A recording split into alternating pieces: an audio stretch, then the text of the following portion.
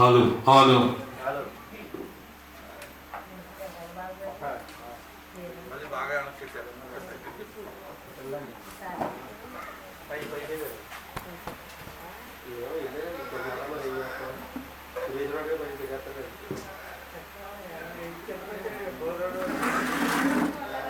Bible గ్రంథం నుండి కుసమధ్యాన యొక్క సందేశాన్ని ధ్యానం చేద్దాం.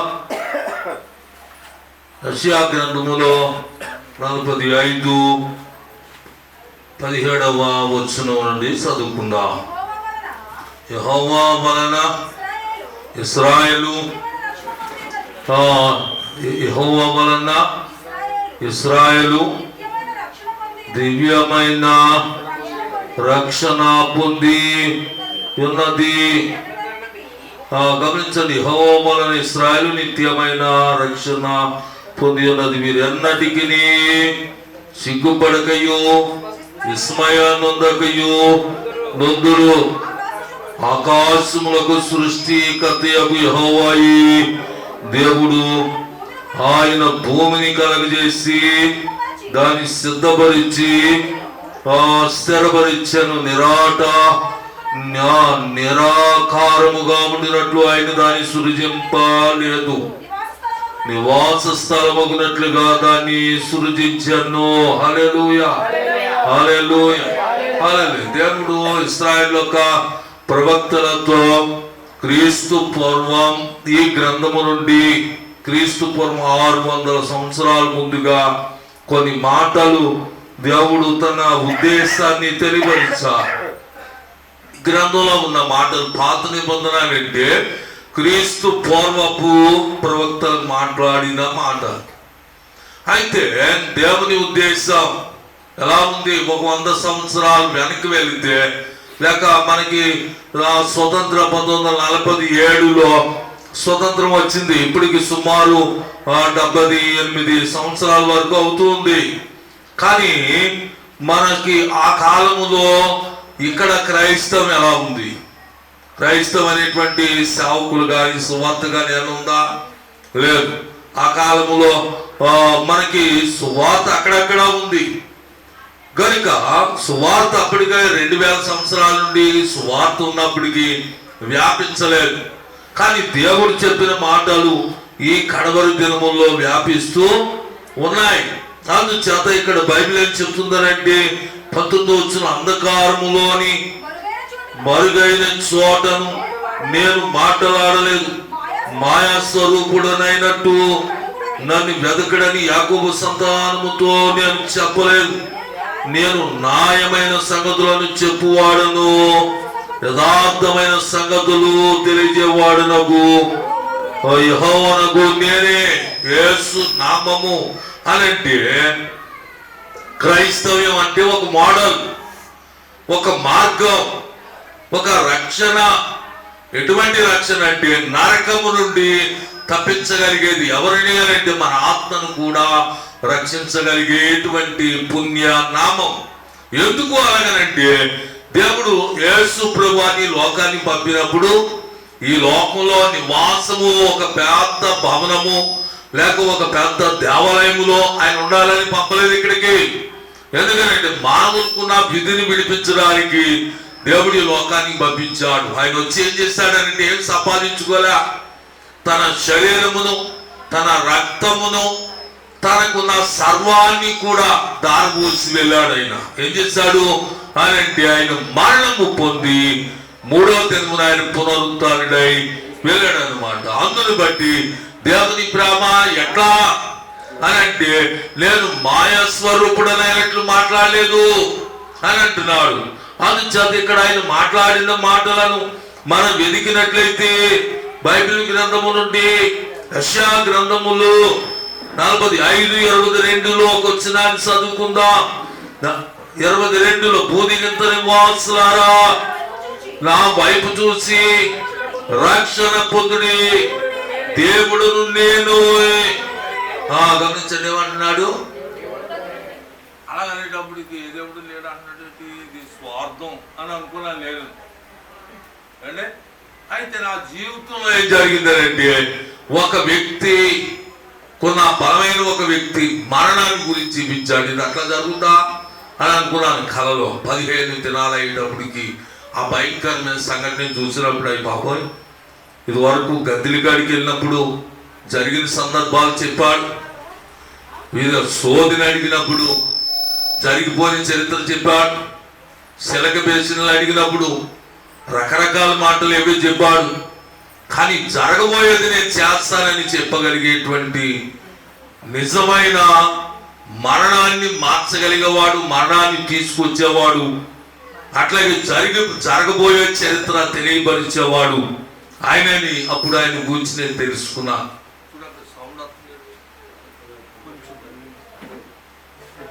అప్పుడు ఆయన గురించి నేను తెలుసుకున్న సందర్భాన్ని చూసినట్లయితే యేసు ప్రభువారు ఆయన సృష్టికర్తని తెలుసుకున్నా. అందుచేత యేసుని ఎవరు తెలుసుకోవాలి?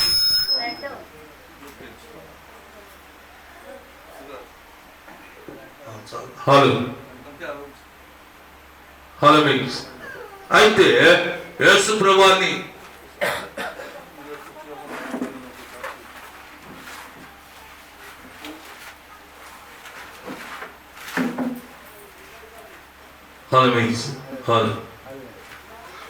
యేసు ప్రభువాన్ని ఏ విధంగా మనం ఆయన గురించి తెలుసుకోవాలి అని అంటే ఆయన లేఖన సారాంశము. ఎందుకంటే క్రీస్తు పూర్వకాలంలో దేవుడు ప్రవక్తల ద్వారా మాట్లాడిన మాటలను పరిశీలించినట్లయితే దేవుని యొక్క ఉద్దేశం ఏమైతే జరగబోతుందో, ఏమైతే ప్రణాళిక చేశాడో ఆ మాటలు ఇక్కడ చెబుతున్నాడు.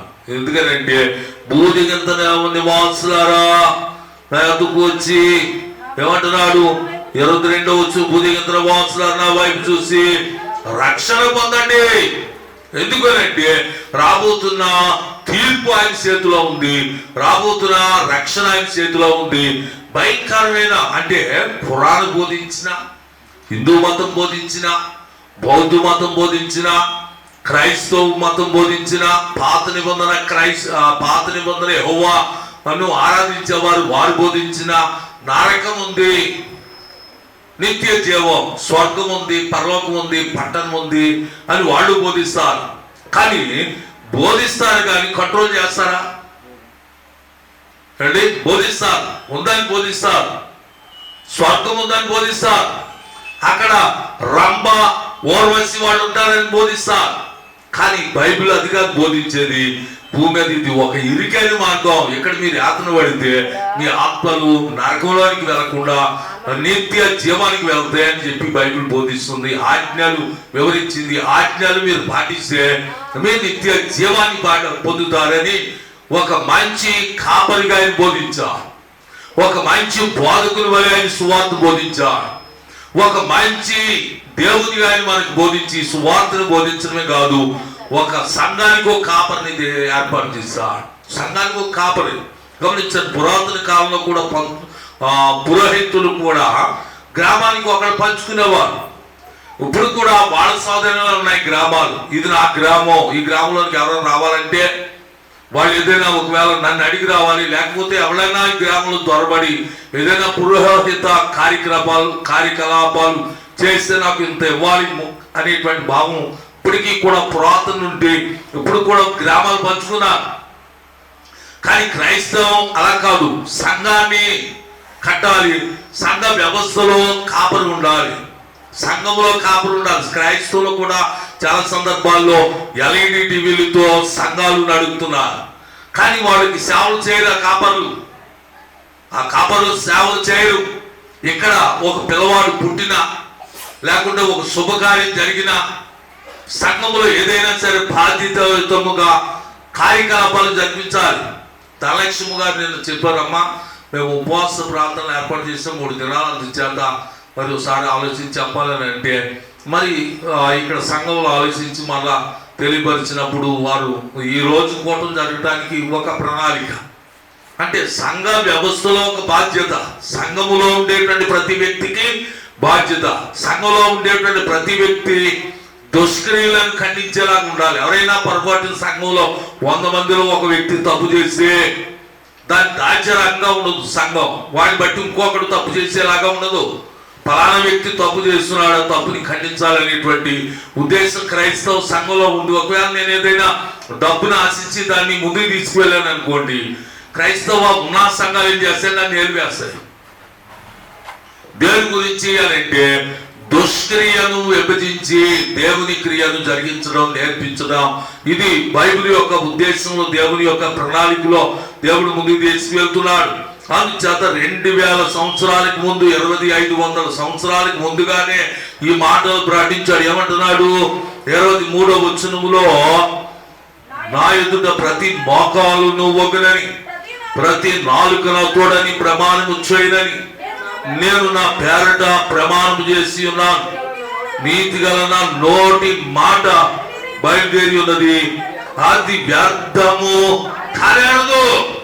ఏమన్నాడు? నా ఎదుట ప్రతి మోకాలు వణుకుతుంది అని చెప్తున్నా. ఇంకా ఎన్నో సూచనలు ఉన్నాయి, జరగబోతున్న సూచనలు ఉన్నాయి. ఎందుకంటే బైబిలే చెప్పిందే జరుగుతుంది రాబోతున్న కాలంలో. ఎందుకంటే ఎందుకు అలా జరగాలి? బైబిల్లో ఉన్నదేంటి? అక్షరాలే కదా అని అంటారు. అక్షరాలు కాదు, చరిత్రనంతటిని కూడా రాబోతున్న తరం అంటే రాబోతున్న యుగానికి కూడా బైబిల్లో రాయబడింది. రెండో మరణం కూడా గురించి కూడా రాయబడింది. మొదటి మరణం ఈ భూమి మీదే, కానీ ఆత్మ సంబంధమైనది. ఆత్మకు రెండో మరణాన్ని గురించి కూడా, ఆ యుగాన్ని గురించి కూడా బైబిల్ రాయబడింది. అక్కడ ఎన్ని సంవత్సరాలు మానవుడు బతుకుతాడు కూడా రాయబడింది. అందుచేత బైబిల్ ఏం చెప్తుందంటే దేవుని సృష్టికర్తైన దేవునికి లోబడాలి. కనుక మన క్రియానుసారంగా నడిస్తే దేవుని దగ్గర ఒప్పు పొందం. కానీ దేవుడు విధించిన ధర్మశాస్త్రం నుండి జాగ్రత్తగా మనం నడుచుకుంటే, ఆ ఆజ్ఞలు గైకొని, ఆ కృపను గైకొని మనం ముందుకు సాగితే దేవుడు మనకి, మా దేవుడి నుండి కలిగేటువంటి శిక్షల నుండి మనం బయటపడతాం. లోకంలో చాలా ప్రమాదాలు జరుగుతాయి, యాక్సిడెంట్లు జరుగుతాయి, భయంకరమైన మరణాలు చూస్తాం. ఇవన్నీ ఊరికే జరగవు, ఈ ప్రమాదాలన్నీ ఊరికే జరగవు. దేవుని ఆజ్ఞలు అతిక్రమించిన వాడు ఇటువంటి కఠినమైన శిక్షలకు గురైపోతూ ఉంటాడు. అందుచేత ఈ ఆజ్ఞలను పాటిస్తే ఈ కఠినమైన శిక్షల గురి కాకుండా దేవుని రక్షణలో మనం ముందుకి నడుస్తాం. అందుచేత ఇక్కడ బైబిల్ ఏం చెప్తుందంటే, నా ఎదుట ప్రతి వాని మోకాలును వంగును, ప్రతి నాలుకయు నా తోడని ప్రమాణము చేయనని నేను నా పేరట ప్రమాణం చేసి ఉన్నాను. నీతి గల నా నోటి మాట బయలుదేరి ఉన్నది, అది వ్యర్థము కానేరదు.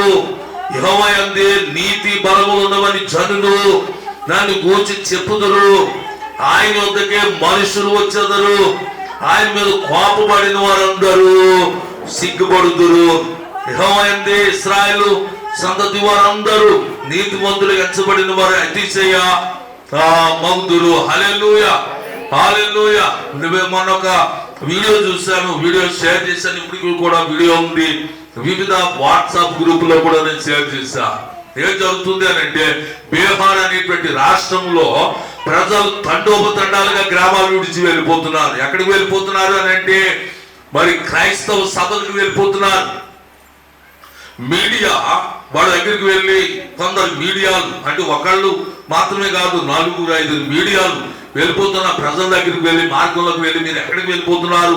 మీరు పూర్వం నుండి హిందూ మతం కదా, మీరు పూర్వం నుండి ఖురాన్ మతం కదా, మీరు పూర్వం నుండి బౌద్ధ మతం కదా, అందుచేత ఎందుకు ఇలా వెళ్ళిపోతున్నారు క్రైస్తవులకు అని వాళ్ళు అడిగితే, వాళ్ళు ఏం చెప్పారంటే, యేసు ప్రభువారు నిజమైన దేవుడని తెలుసుకున్నా, యేసు ప్రభువారు వల్ల నా ఆత్మను రక్షించుకోగలనని తెలుసుకుని బీహార్ ప్రజలు క్రైస్తవ కూటాలకు వెళ్ళి బాప్తిసాలు పొందడానికి తండోపతండాలుగా వెళ్తున్నట్లుగా వీడియోలు నేను చూసినప్పుడు ఆశ్చర్యపోయా.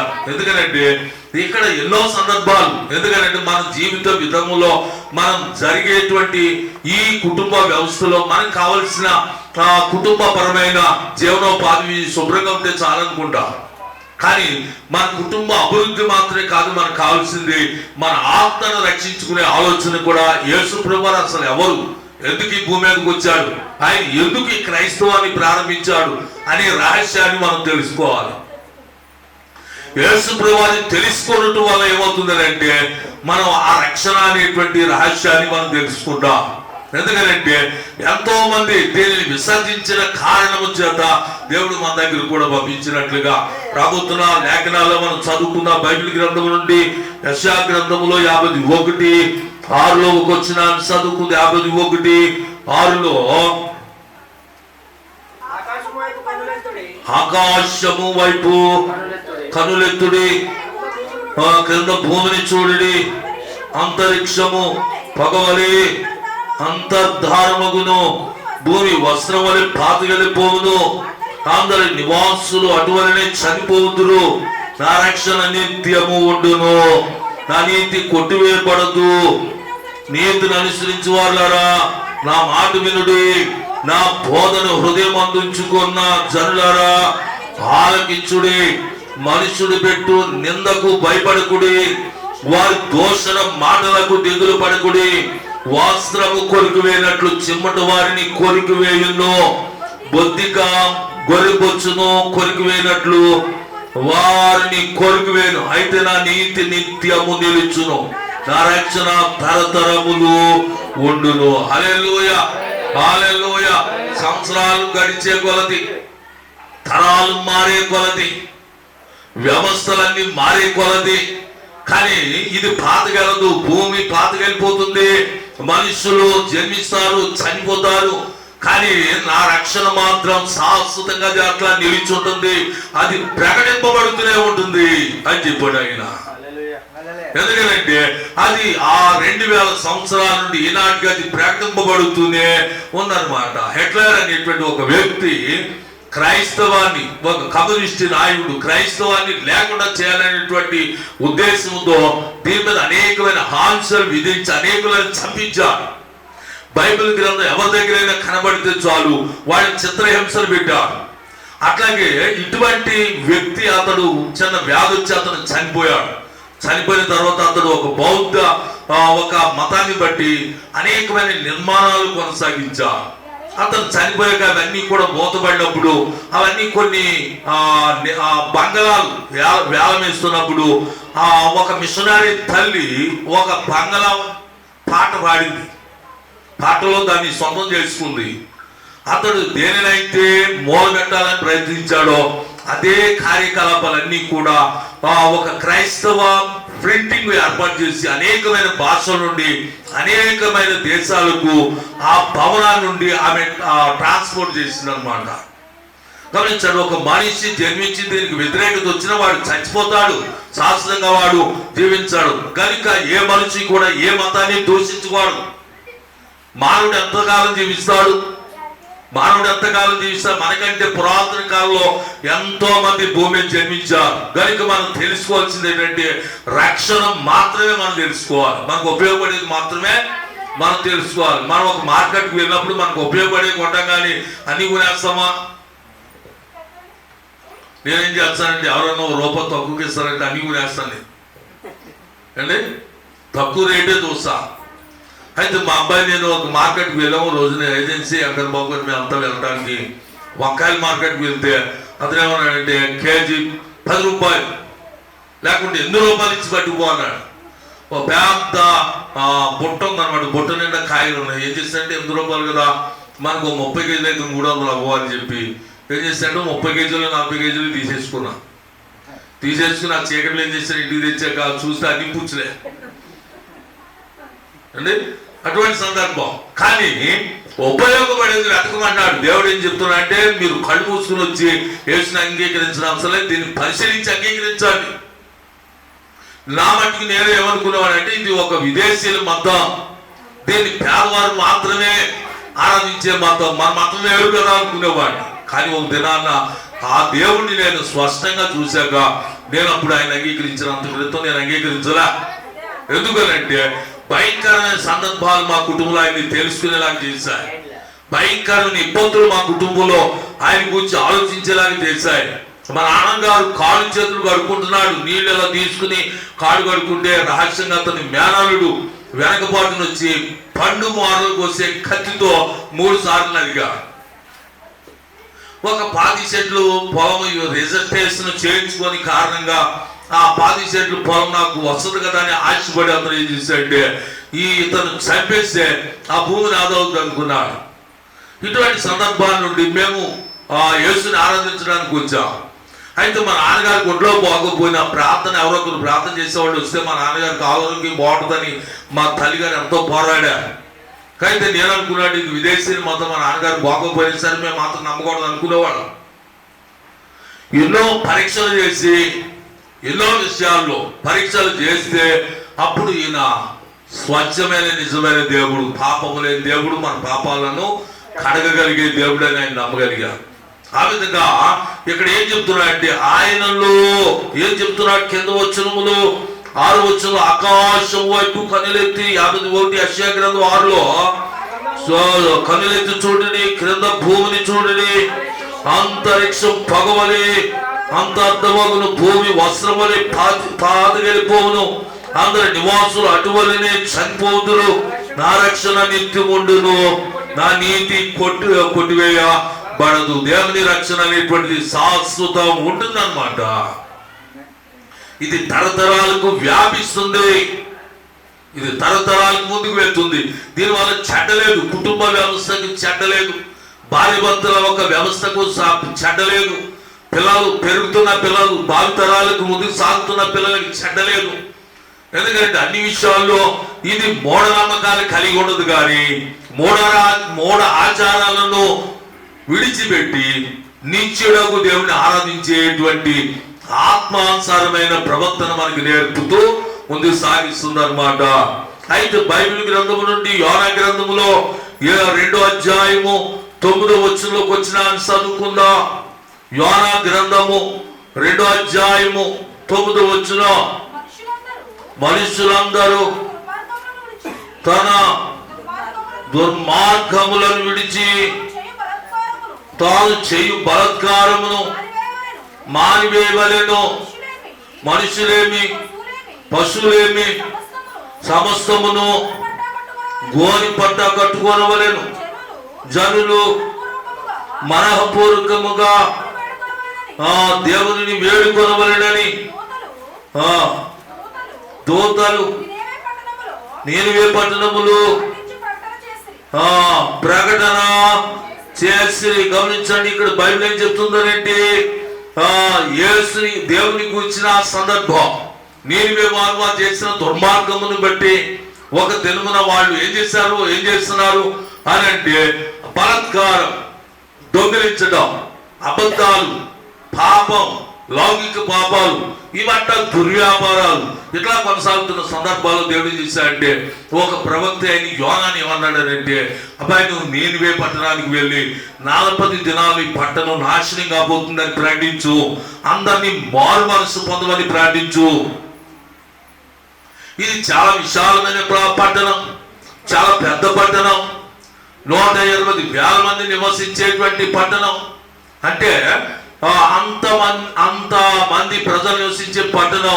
వీళ్ళు చెడి ప్రవర్తనను బట్టి ఈ పట్టణానికి నేను భయంకరమైన తీర్పు తెచ్చిపోతున్నాను, దీని పురోగతి మారిపోతుందని దేవుడి హెచ్చరిక చేయమంటే ఆ ప్రవక్త యోనా అనేటువంటి ప్రవక్త అతడు ఏం చేస్తాడంటే, మేమైతే ఇశ్రాయేల్లో వాళ్ళైతే హేమన్ వాళ్ళకి మేము సువార్త ప్రకటించడానికి ఈ వార్త నాకు ప్రకటించాలని అనిపించట్లేదు, వాళ్ళు బాల్యకాలం నుండి మాకు గర్భశత్రువులు.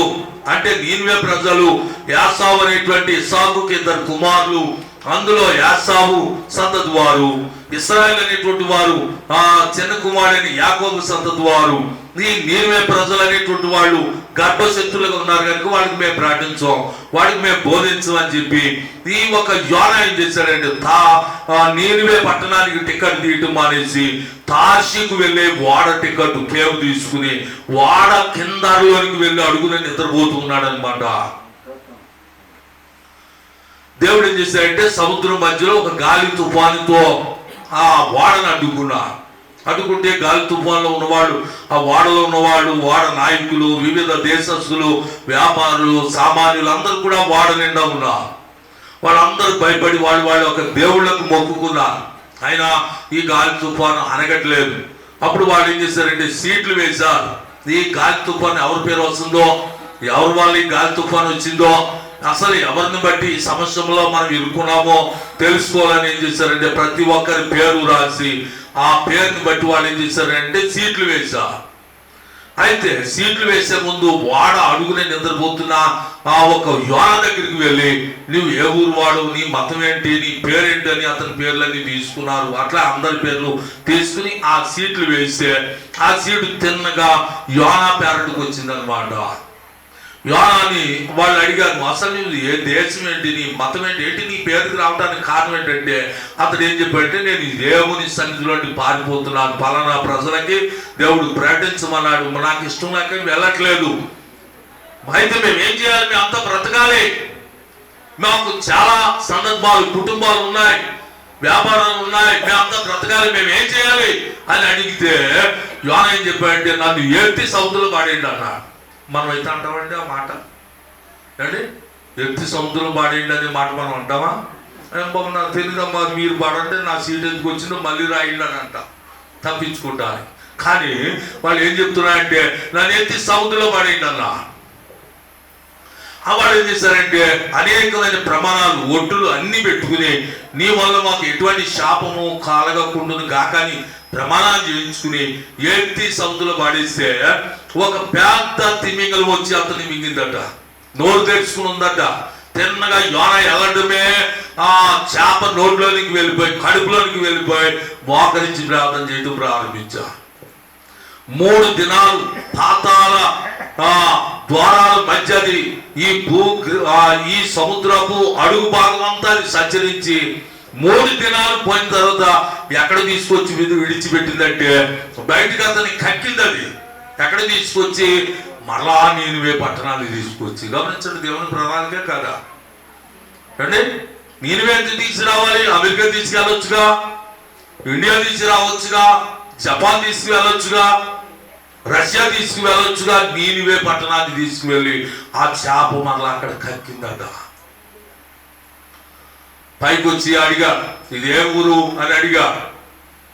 బయటకు వచ్చి అడిగినప్పుడు ఇది నీనివే అన్నా. ఓహో, దేవుడు దగ్గర ఊరలే అని అనుకుని అతడు ఒక దిన ప్రయాణవంతులు ఆనికి వెళ్ళి ఆ పట్టణస్తులకు ప్రయాణించాడు. 40 దినాలు ఈ నీనివే నాశనంగా పోతుంది, మీ పాపాలు విడిచిపెట్టండి, మీరు మారు మనసు పొందండి, మీ అతిక్రమాలు విడిచిపెట్టండి, మీరు దేవుని రక్షణ మార్గంలో మీరు నడవండి, ఎందుకంటే మీ దుష్క్రియలు విడిచిపెట్టండి. దేవుడు నన్ను పంపించాడు, నేను 3 దినాలు ప్రయాణం చేప కడుపులో నుండి మళ్ళీ నీనివే పట్టణానికి రావాల్సి వచ్చిందని తన సాక్ష్యం చెబుతూ అతడు 3 దినాలు అంటే తనకున్న కష్టాన్ని జ్ఞాపం చేసుకుని దేవుడు ఎటువంటి వాడో ఆ ప్రజలకు బోధించాడు. బోధిస్తే వాళ్ళంతా సరసాల్లో ఉన్నవాడు మొదలుకొని అంతఃపురంలో రాజు వరకు కూడా వాడు ఏం చేశారంటే ఉపవాసం ఉన్నారంట. గోని పట్ట కట్టారంట. గోని పట్ట కట్టటువంటి ఎలా అనుకున్నారు? గోని సంచి వంటి డ్రస్సు వాడు ధరించి ఎండలో కూకుని, బూడిదలో కూకుని, బూడిదని ఎత్తి మీద పోసుకుని ఏడుస్తూ ఉపవాసం ఉండి ప్రార్థన చేయాలి. గోని పట్ట కట్టడం అంటే అలాగా ప్రజలంతా రాజు మొదలుకొని సరసాలు ఉన్నవాడు, పేదవాడు, అందరు పశువులకు కూడా పత్తు ఉపవాసం పెట్టి వాళ్ళు ఏం చేశారంటే గోని పట్ట కట్టి ఏడ్చి దేవునికి మొరపెడితే దేవుడు ఏం చేశాడు? తాను పంపబోతున్న ఉపద్రవాన్ని దేవుడు ఆపివేసి ఆ నష్టానికి జరగకుండా దేవుడు ఏం చేశాడంటే ఆ ప్రజలను కాపాడాడు. అయితే యోనా ఏం చేశాడు తెలుసా? అక్కడ ఒక నది ఉందట. నది ఒడ్డున ఏం చేశాడంటే 40 దినాలు దేవుడు అన్నాడు కదా, ఈ ప్రజలు సామాన్యంగా క్షమించకపోవచ్చు, వీళ్ళు మంచివాళ్ళు కాదు, అందుచేత వీళ్ళ గతి ఎలా ఉండదో చూడాలని నది ఒడ్డున ఏం చేశాడంటే చిన్న టెంట్ వేసుకున్నాడు. అంటే చిన్న పందిరి వేసుకుని అక్కడ ఉంటూ అతడు ఏం చేస్తున్నాడు? ప్రార్థన చేయటం, అతడు